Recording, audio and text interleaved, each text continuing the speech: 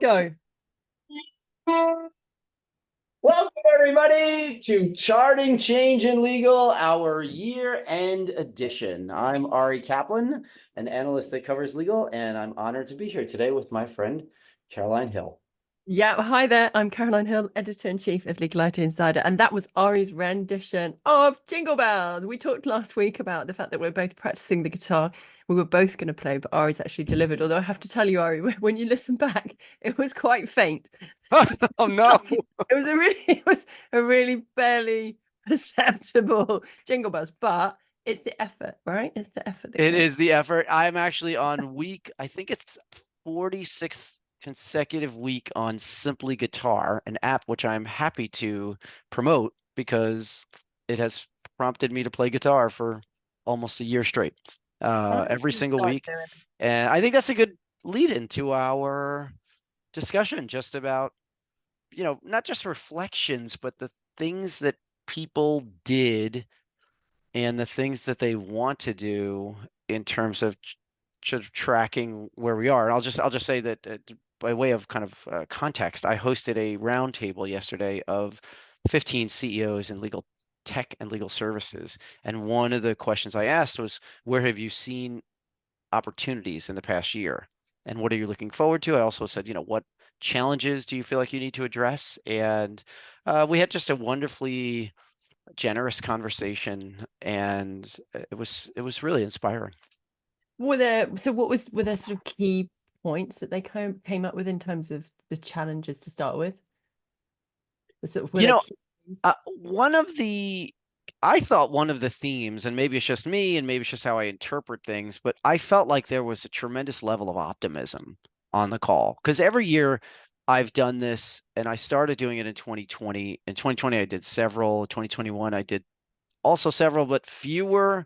2022, I only did one at the end of the year, and this year I've only done one. I'm really gonna Actually, I was going to say I'm really going to try, but I find that really annoying. So I'm going to host these quarterly in Yeah. 2024 as a means of capturing these perspectives at different intervals in the year.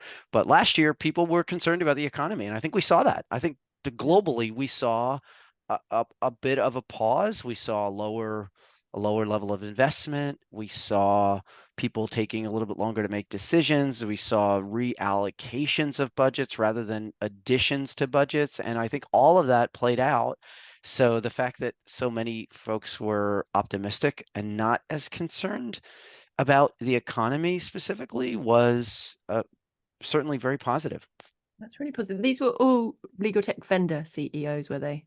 That's correct. Nobody Yeah. from law firms.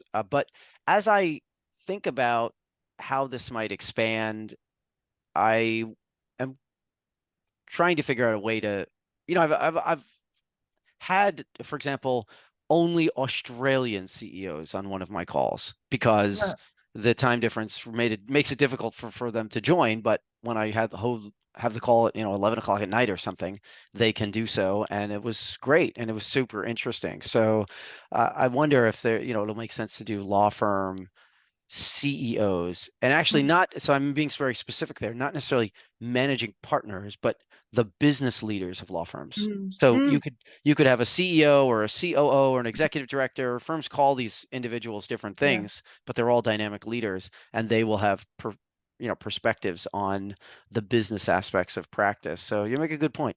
Thank you for It's inspiring me. Do you know, I try. I try. Apart from we're not allowed to use the word I try. I do. I do inspire you, Ari. You can use it. I'm not suggesting. So you can imagine being married to me. My wife is a lawyer. We run a lot together, and she's always telling me a story about something in court. Something interesting that she thinks is wildly fascinating, but at 5:30 in the morning with a headlamp in the freezing cold in the dark, it's not particularly that interesting. So I'll tell a story, and I was telling her a story yesterday about changing my Calendly. One of my goals is to not be late for a meeting, but since everything is always back to back, I'm always telling somebody, thank you so much for your patience because I've shown up at two Yeah. minutes after the hour. And I told her I had this epiphany. I'm going to do 15-minute, intervals between buffer time, between my calls. She's like, this is your interesting story. This is this is what you're so excited to tell me. Is this more interesting than you watching a video about how to rearrange your whiteboard? She's like, I think that we, we have finished with our interesting conversation for the day. It was very fun. She knows me quite well, but it was hilarious. I'm interested. I'm Yeah. interested. I Thank think you. I Thank you like very your much. Thank you. I always am impressed by your attention to detail. We've talked about your timesheets. We talked about the way that you Oh, do your life. gosh. We talked about the fact that you're all about consistency. You do your lunch every day. I'm Ah, learning from you all the time. That we're charting being change in Ari's life. That's right. we've moved totally. End of the year, that's what we're doing. We're reflecting. Tell me about your problems and how we can solve them. I'll change the tone of my voice. We'll become like an My NPR problem is show. Hi, I need to Caroline. get a not squeaky. Tell me, how has the year been? What would you change? So going back to your point about the C-suite, right? So I hosted this. We've talked a little, I think, about this meeting that I hosted, which was about 30 CIOs, but there was a COO there. He's actually quoted in this report that came out this week. He's the COO of DAC Beechcroft, which is one of the big UK top 50 law firms, and it was interesting actually because he did have a different perspective, and he obviously the others are very techy. A lot of them were CIOs, IT directors. He was one of the first people that pointed out to me pointed out in a group forum that clients are going to become competitors. Because they analyze in a much broader sense and do much more future gazing, which I think is really important. I think more firms. We talked about this last week when I was telling you that I had Richard Siskind. He's out in the Orange Rag that came out on Wednesday this week. I shouldn't say time, should I? Because that makes it. I need to stop anchoring it. But anyway, so I did an interview recently with Richard, and he was talking about firms need to future gaze, and I think the COOs, those conversations with the COOs and the executives, probably they do more of that than perhaps the IT director. Although obviously the IT director, CIO, needs to be very much involved in that conversation, and I think they increasingly are. That's sort of the sense that I'm getting. Someone made the most interesting comment yesterday on the roundtable, and they said, going forward, and even now, there's a bit of a competition between FUD, fear, uncertainty, and doubt, and FOMO, right? The fear of missing out in terms of generative AI and in terms of a lot of different initiatives. And it was a really interesting contrast and an observation that I think is very telling about what we're experiencing now. How do we balance the idea of being afraid of something new that might be super transformative? We're not actually aware of the implications. And then what if we don't get in on time? What if we don't figure it out early enough? And so your point about competition coming from directions that we have not yet anticipated is a good one. And it's an important one. And I don't think it's changed. I just think we're all of a sudden now starting to contemplate all of these different areas of challenge as opposed to just the ones that are obvious. Yeah, and I think active contemplation. The most successful firms, I think, are doing active contemplation, whether they take the dive or not. They're also creating space where they can do it safely, but they're not just sitting there. They're not doing one or two things. So firms are really good at either doing nothing and just thinking, right, well, we'll wait and see what other people do, or they can. I think the legal sector as a whole, they're quite bad at, oh, we'll just do this and that's what's going to happen, without too much engagement and feedback that you see in others. This is something that Richard Siskind said as well. Like he said, in the medical profession, you get, you've got these peer reviews and you've got these processes which are really tried and tested. When you've got a new idea or concept in the medical profession, they've got all sorts of processes and trials and ways of testing it, and they don't just go, hey, we've got this. All right, throw a bunch of our private documents into this thing. No worries. Yeah, have this. Let's see what happens. And whereas even with legal reform, sometimes I think very much so in the UK, I haven't really thought about it in the US context, but I'm sure it's the same. You have very senior, brilliant people who are leading reform, and there is consultation, obviously. I don't think we've ever had reform where someone's just gone, oh, let's do this. But he was saying that, with all change, and around a lot of the changes that we've seen this year, very much it's about that sort of review, the agility. He didn't use the word agility, but the kind of active contemplation and conversation and throwing around ideas and testing it with your clients and talking to your clients, not just going, hey, we got this. I see that much more with vendors this year. Like they used to, years ago when I first started writing in 2014, they did launch products which the clients hadn't been involved in. Disco was, funnily enough, one of the earliest ones I spoke to that had really active involvement from clients and real, what you see outside of legal in terms of the testing and the and this year we've seen that much more, I think, with vendors, like sort of actively working with law firms and getting their input. And I know that's been a trend that's been happening for a while, but I think it's definitely something good to see. I have often recommended that practitioners, legal professionals ask to be part of those discussions. There's a time commitment and a need to be available, to provide feedback, to be involved in that process. But there are just so many benefits, both for the individual and for the organization. Obviously, the company that's developing whatever tool or process gets tremendous insight, but the individual gets lots of exposure, the ability to talk to others. I always ask, and that's maybe something that folks who are listening should be thinking about, but at this time of year, I always ask, and I always suggest that organizations ask, and this kind of came up in the roundtable discussion because I was talking to only the CEOs of these organizations, is, basically, did you do what you set out to do this year? Or at least to some degree. You may not have succeeded to the level that you had hoped. You may not have met complete projections, but did you essentially do what you said you were going to do? And also, did you try something new? Sort of not quite, did you do something that scares you? People say that about yourself in terms of living your life.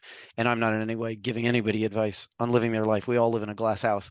But I do think that, those are questions that I often ask myself. And I think I got the sense that people are asking themselves that. And it's hard to answer no to the second just because so many new things came out. So it's hard not to try something new this year.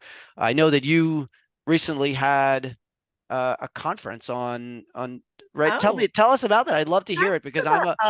I'm a public speaker, and honestly, like I have a method of preparing, but there's no question that before I get up in front of a giant audience of people, I'm happy to share what I do, but I Yeah. definitely go through something to make myself feel more comfortable, and it works. But it's certainly, always a Well, challenge, no matter how experienced you are. should we come back or do you want to tell us what you do? Because I'd be interested to hear. Oh, I have a method. I basically, when I get on stage to do anything, I usually ask people a question so that I Yeah. get them moving, right? I get them this question. And then I almost always use that question as a lead into a story about something that makes me happy or smile or remember something. Yeah. It's often about Actually, I was going to say it's often about my family because that's what always makes me comfortable and smile. But sometimes just about an experience that I had that was meaningful. But that process of knowing that I'm going to ask people to raise their hand, and I'll maybe raise my hand, get people moving, and you just sort of look into people's eyes, and then I Yeah. will also tell this story. If I have time and if there's the opportunity to do so, I will also, before starting, I get there early and I try to introduce myself to as many people in the audience as I can, Yeah. have a bit of a conversation, and Yeah. frequently I will spot them, try if I can remember their name, Yeah. and then I It's see you looking really, at me, Caroline, I and know, right? there's something about that makes it feel It's, like I have friends yeah. in the audience all of a sudden.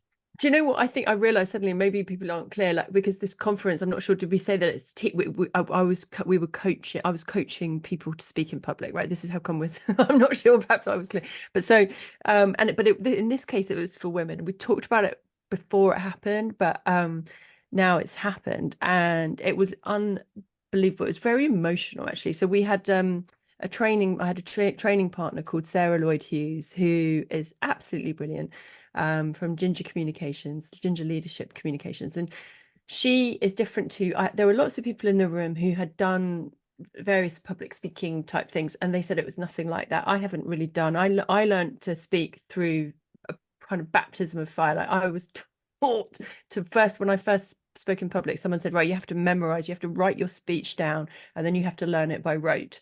and I was absolutely terrified. But the best bit of advice they gave was to breathe into your stomach like it's a balloon, you know, and that did help. The memorizing it completely was not really that helpful, I don't Yeah. think.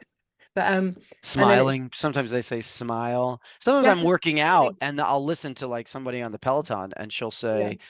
say, smile at this moment. Like you're in like dire pain. And they're like, Oh, smile. And I'm like, "Ugh." I have to say, I do what you do. So when I speak, it's just about feeling. It's almost like if you put it in scientific terms, when you break the tension of something, right? When you touch the water, right? If you've got this sort of like, almost like you view the air as like the tension, and by putting your words into the air, you break that tension, right? And you just hear your voice. It doesn't matter what you say, just hi everyone, blah blah blah blah blah. And then as soon as words start coming out of your mouth, and the first thing that I say is never the important thing. I think you and I agree on this. It's not the thing that I'm going to say. It's like just to get engagement. But so these women from the Say Gap, they came from all over the place, like all over the country. Some came from abroad. One came from Germany. One came from Jersey, in the Channel Islands. And like some were tech, some was a managing partner of a law firm. It was so good, and it was very emotional. So they taught me as well. This I really enjoyed it and took part. To find a topic, because Ted obviously dispersed with this idea of just a really long, boring talk with loads of bullet points. You don't use notes. Ted's an hour. This was not an hour. This was just a few minutes. But so you find a talk that's really worth doing. That's something that you really want to convey. And then it was very visual. The training was like how you get from A, which is the point that you're saying you don't want to be, into B, which is where you're trying to persuade people that they really want to be, and burning the platform and getting it's all visual. Everyone was like moving around, and it was a very mobile day. And then culminating in and how to sift your ideas and get rid of the ones that aren't interesting, and really focus on being very drawing people in. I found that really useful, because sometimes when I'm putting together a talk, I will just like bung a whole load of slides together. So it's good to really think about where you're going, and like encapsulating all of it in a really pithy way. And then finally delivering the talk, where some people did it to their partners, and then some people got on stage. And I have Wow. to say, the talks were very, like a lot of the talks, whether it was hearing them, we moved around the room the whole time, hearing different people's talks. A lot of it was very personal. So people who have been struggling at work, they had an idea for what they'd like to change. So for example, I don't even know if I can say what, but so problems that they're having at work, where they feel like they might need not a professional mentor at work, but like a personal mentor. Because when you come in, and you can't leave your problems behind necessarily. You don't want to burden your colleagues, but you do need something. So there was one idea, and they were talking very much about what their experience. Anyway, people did amazing talks, and then the feedback, I have to say, I was quite overwhelmed, because I got all this feedback saying, thank you so much, it's made such a difference to me, I'm now going to take my idea forward. And I have to say, it was this, we did it on a Friday. And then we had some drinks in the evening, and then Saturday morning I was reading through all this feedback, just crying. It was so overwhelming. It was amazing. I didn't expect it. I thought it was going to be good, and I knew it would help, but I was, when you're just a bit overwhelmed by how personal it was. I thought it was going to be, everyone would learn to have a bit more confidence, but actually it was lovely. It really helped people with some personal issues that they were facing, which was the unexpected thing. Wow. That sounds like a powerful exercise in vulnerability, like accepting and then embracing, and also working for what you want with who you are. And I think that's a wonderful exercise that you've And the feedback, inspired. just in terms of sharing for anybody listening, our 4 listeners, um, the the I feedback, think I think we lost one after I started playing guitar. I don't. the feedback. So people were bouncing ideas off each other the whole time, and it's like, we so often either keep stuff in our head, or we're worried about being criticized. And Sarah, who's leading the training, was saying, if you ask for feedback, that's something quite different. Like, often we don't want to be given feedback if we don't ask for it, right? Sometimes we don't have a choice, but actually, if you ask for feedback on things, that can be so helpful. If you bounce, I know that Some people do, some people have stand up, some people, but just, you know, it was just for a lot of people, it really gave them ideas as to how to improve things in the workplace. Hmm. So Which was what's quite next? One of the things that came up on my CEO roundtable was this need going forward to follow through on a new initiative, that people may have been trying things and testing things, but rather than revert back to whatever they were doing or however they were doing it, how do you push forward and really create some type of transformation? And so what's the next step? Is there some follow-up in terms of helping people get a speaking engagement of some kind? Oh, that's a shout, actually. Yeah, people, excuse me, people, the plan was to do it annually, but people were really excited and wanted to think about other, was we haven't had our follow-up meeting yet because everybody went on holiday. So we're going to speak to, no, today's Friday. We're going to speak next week. But yeah, it'd be great to, you're right, to have some kind of like even smaller action points coming out that, you Maybe know, there's a virtual module. I mean, it's taken me a very long time on our discussion today to mention this, but I host the virtual lunch every weekday at noon Eastern. But sometimes I feel like I'm just workshopping my life on the virtual lunch. I'll mention something. I'm like, yeah, I'm going to try this Calendly. Oh, that sounds amazing, Calendly. And I'm just thinking, thank you so much. I was completely mocked last night about the Calendly thing. I thought it was a great thing that I was going to do. And they were like, well, tell us more about the whiteboard. And so I just, I think sometimes if a virtual community can be a great substitute, and then when you meet annually, there's this really strong connection. But I love the what you're talking about, just in terms of the emotional aspects of I was a speaking. I was a mess. I was a mess. Like, and honestly, I mean, you ask anybody who went, it was, I think, but yeah, it was really powerful. So we'll definitely do it next year. But yeah, whether we can, I mean, the only thing I'd say, and this is something that I've talked about recently. In fact, yesterday I was having this conversation about Zoom or Teams, and just how we do it naturally now. Like, there's not even any question that you know, and it's great. But still, there's so much difference in communicating face to face, right? Like, it's just when we meet at conferences, I don't mean you and I necessarily. I think we do virtual really well, but like with a lot of people, when you meet, you have chats, but then when you meet them at conferences, those chats are really different. You know, and they tend to open up about more stuff in person, I find. Yeah. I, I don't know if I can handle it. Sometimes I'm like, oh no, I'm going to say the wrong thing. Someone just gets emotional with me, and I'm just like, oh my gosh, what? I can't make a joke here. What am I supposed to do here? I want to be empathetic, and I don't know what to do. So the leave button is really everyone's friend when they're talking. They're just like, oh, this guy's got a leave button. This is amazing. He's finished with the conversation now. So, but you're absolutely right. Seeing people in person is you're like catch your breath with the laughter.